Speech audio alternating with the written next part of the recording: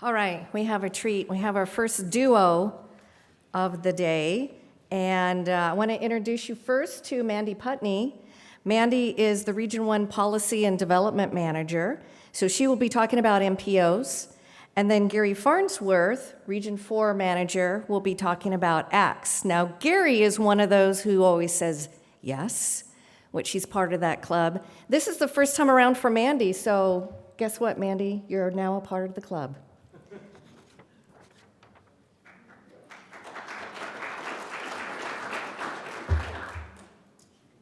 Thanks for having me. We're here to tell you about more acronyms, MPOs and ACTs, and I do oversee the Policy and Development Unit for Region 1. So underneath me is Long Range Planning, the Major Projects Group, and also Funding and Agreements.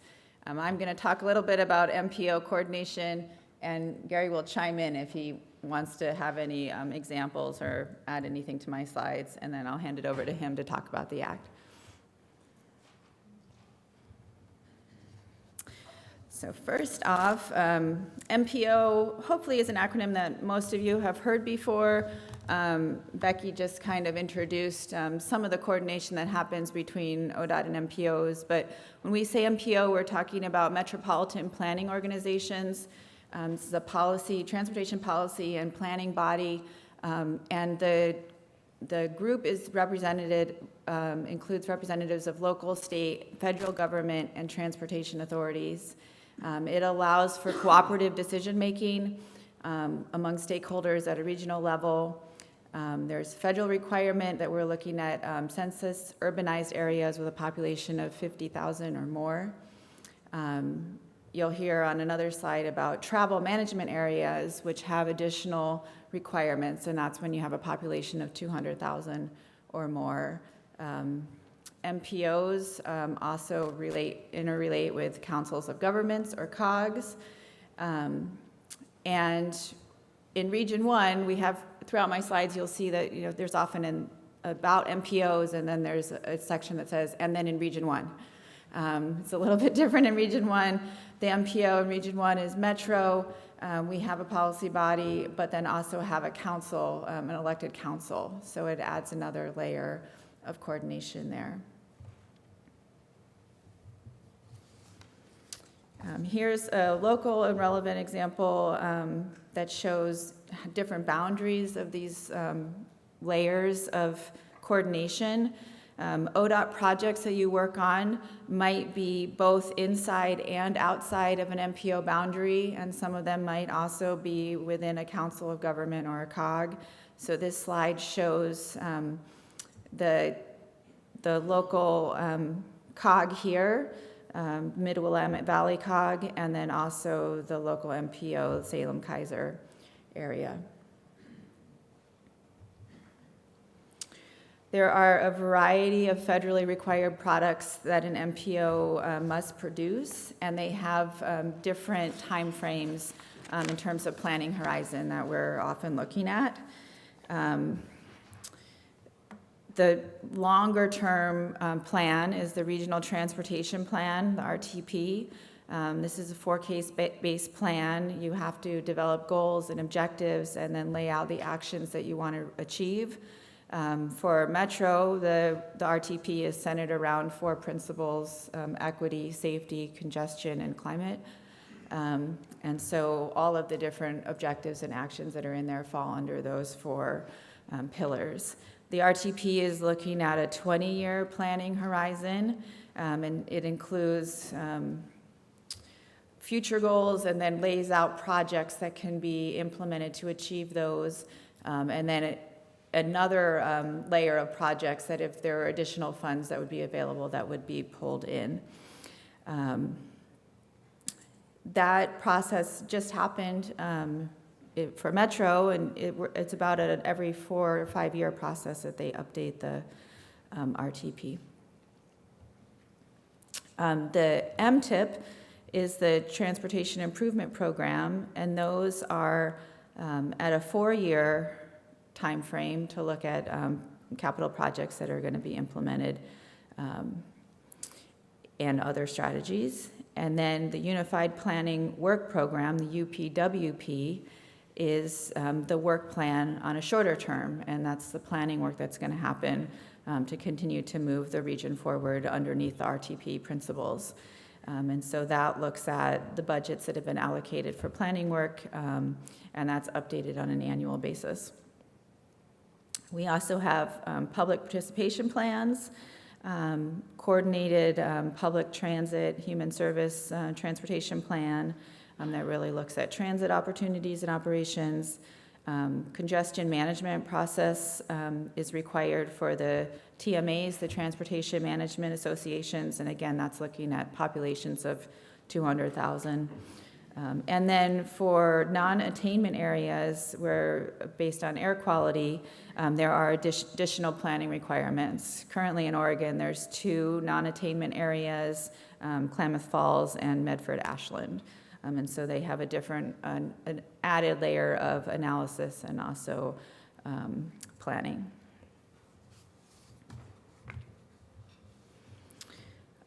This slide probably could have a few more arrows on it, but we decided to stop it here. Once that you get a project delivery gets a project, it's already in the STIP and the MTIP. And if there are scope and budget changes after you begin your work, that requires additional coordination with the MPO if the project is within an MPO boundary and with the OTC. So these scope and budget changes then require you to go back and amend the MTIP if it's in the MTIP, or to amend the STIP. Those changes take time, and this slide talks a little bit about why it takes time and some of the oversight that ODOT provides in the process. So ODOT is constantly coordinating with the MPOs, and the MTIP is incorporated into the STIP, which is the Statewide Transportation Improvement Plan, and the 2 documents must be consistent. We do a lot of coordination in terms of schedule and timing of STIP amendments, which go through the OTC, but before getting there, they also need to go through the MPO. And then other roles that ODOT provides are invoicing, conveying money, transferring money, providing state money, oversight of the UPWP in terms of planning that document, the budget allocation, the review of that document, stakeholder engagement, and then implementation. We coordinate the STIP development process. We have roles on various committees. And on the left side, there's smaller print, you'll see the committees that exist with MPOs. There's a policy committee, and that work is supported by a technical advisory committee, and we would have somebody on each of those committees. And then for Metro in Region 1, the other layer then is Metro Council. So once there's policy decisions by JPACT, the policy committee, then it goes to Metro Council for approval before it's finalized. We coordinate and partner on project planning as well as delivery, and then exchange data in terms of analysis and transportation data. With that, I'm going to turn over to Gary, and he'll tell you about ACTs. And just the same, we'll interchange if we need to, back and forth, and certainly when we get towards the end, answering questions and just filling in any gaps for you, we can do that together. All right, so on to the area commissions. So the MPO is really a federally mandated process where area commissions on transportation come through our Transportation Commission, the Oregon Transportation Commission. Our recently, I guess you'd call him retired or resigned, director, Matt Garrett, has identified area commissions as one of the best things the commission and ODOT has ever done. And this goes back into the 90s that they've been around. I came here in 2000, and some of the acts were just being formed at that time. I came into the role as an area manager, and actually I managed alongside 2 of them in Central Oregon in the Dalles, Lower John Day area, and they were very different from each other. So as we describe, or as I describe area commissions to you, just recognize one of the things that stands out about them the most. And I think one of the reasons why Director Garrett identified them as being so important is how diverse they are and in representing different parts of the state, whether it's geography, the different demographics and so forth. There's a lot of differences. So I'm not going to read the first slide, just to give you a picture. And I'm supposed to do this, right? And up until about 2 years ago, 3 years ago now, we didn't have them in every part of the state. The last one to go in was the Region 1 Area Commission on Transportation. And if I understand it, I see at least a couple of Region 2 reps here. I see Franny back in the room.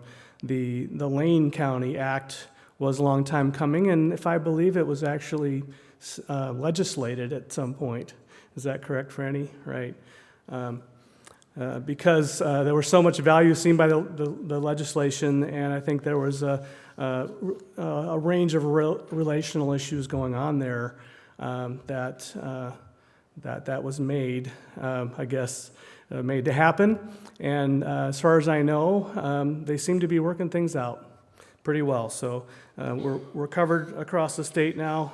Every county, every jurisdiction is now covered by an area commission on transportation. Going on to the next one. Busy slide, but I do want to highlight a few things. This is right out of a policy, and it's pretty easy to find. If you just, you can Google it up even and find the policy on the formation of acts, and I've got the long string address in there in case you need it. Again, very clearly defined as advisory committees to the commission. The part of the effort here more recently is as advisory committees. There's a question back and forth about who provides direction to whom at different times between commission members and acts. I can remember feuds happening between area commissions and the Transportation Commission in the past at times. Generally speaking, there is good interaction back and forth, but I think the value there that I'm trying to get to is that their independence, so to speak, or their sort of their ground-up approach to things is important for all of us, particularly in terms of relationship building. Just to highlight a few things on this slide, I'm going to go through a couple of the bullets. The second bullet, improve project recommendations and coordination at the local level, increase stakeholder support for and commitment to projects, and maximize ODOT's capacity to deliver projects. So second, fourth, and sixth bullets there. I emphasize those because when I think about success, and I think all of the area managers across the state would agree with this, success in projects, and any project, if you haven't found already, as simple as it may seem, can become very complex and can become very controversial at any point in time.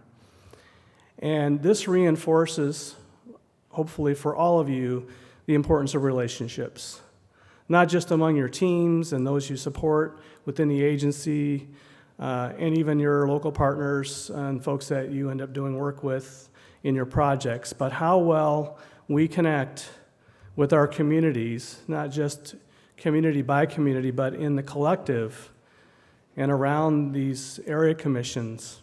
At times, that relationship that's developed between us and those local partners to the area commissions can become extremely valuable and sometimes imperative. It's all about trust.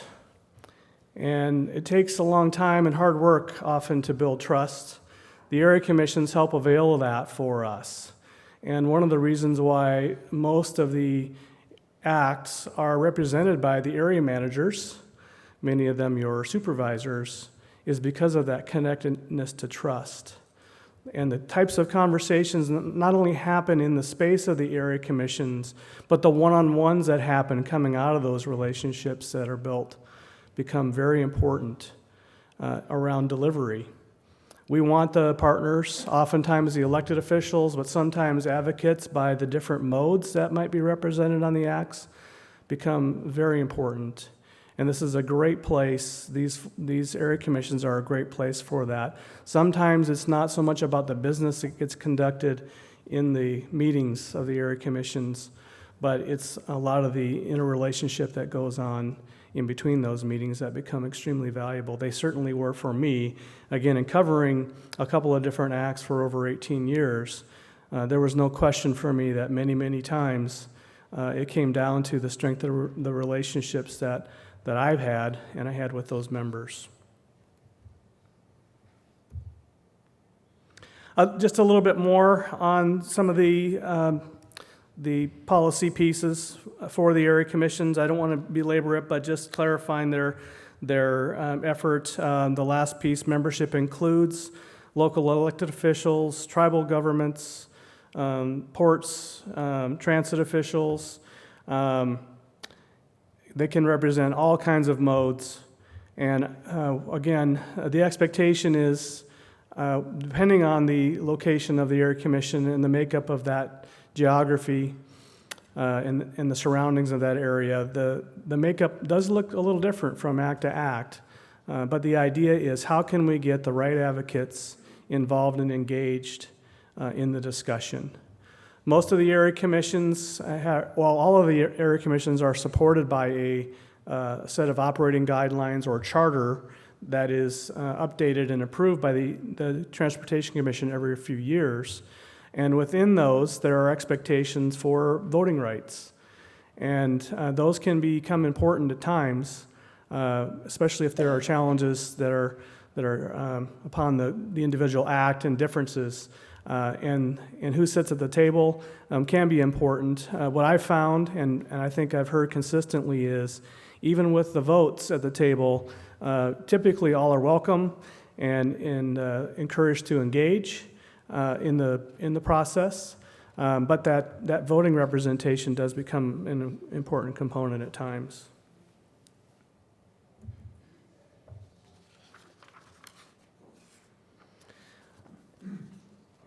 The other thing that's interesting about area commissions is that you saw the map earlier. They cover all parts of the state, all counties, and all jurisdictions.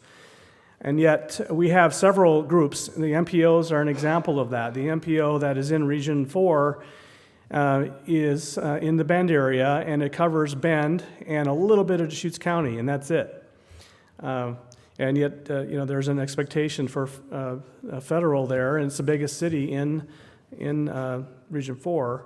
So there's a lot of expectations for that act, or for that MPO, and the interaction between the MPO and the act can be quite interesting, along with councils of governments, regional solutions advisory committees, another animal that you all should be familiar with at some point, regional partnerships and that sort of thing.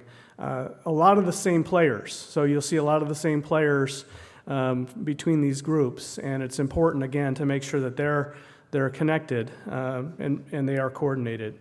And that gets me to the last slide. I spoke to this a little bit. It varies from act to act. The expectation is ODOT has a voting rep. I mentioned voting. Has a voting rep on the area commission, each one. It's typically the area manager, but that depends. I know it's different in Region 1 and in a few other locations. The expectation, though, is that rep, that voting rep, is very engaged not only in the business of the acts, but also engaged in leadership, in making sure and assuring that the right conversations are happening, that the right information is flowing back and forth between the act and the commission, and that the most urgent and important topics for transportation are being brought to the table in those areas. And then also that role, again, mostly with area managers, carries over to the individual relationships that the area manager has with each of the members of the acts. So I'm going to stop there. There's just a few more minutes left, and ask Mandy if you wanted to add anything, and then we'll probably just jump into taking questions. Nothing to add, so questions are great.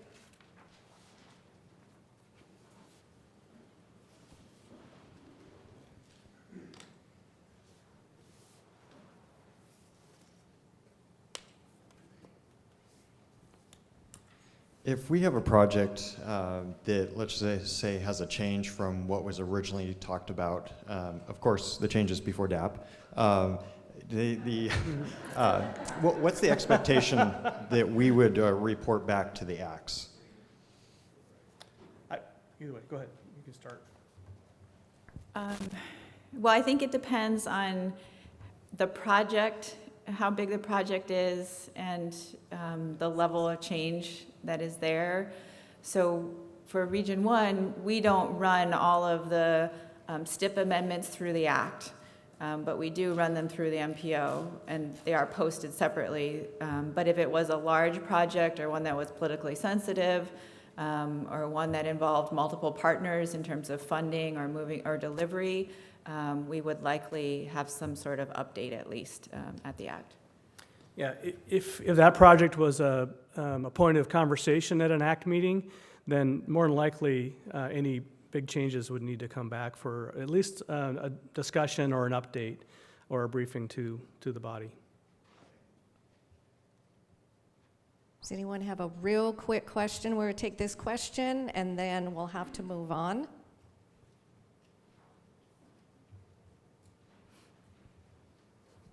What's the format for the ACTs to interact with the OTC? Is there sort of like a collective meeting of ACT representatives with OTC every year or quarter or something like that? Go ahead, you can start. There is usually an annual meeting with the OTC and the chairs of the ACTs. They are all gathered together. I think the OTC has been trying to do questionnaires around that same time frame to understand the interests of the ACT and what's going well.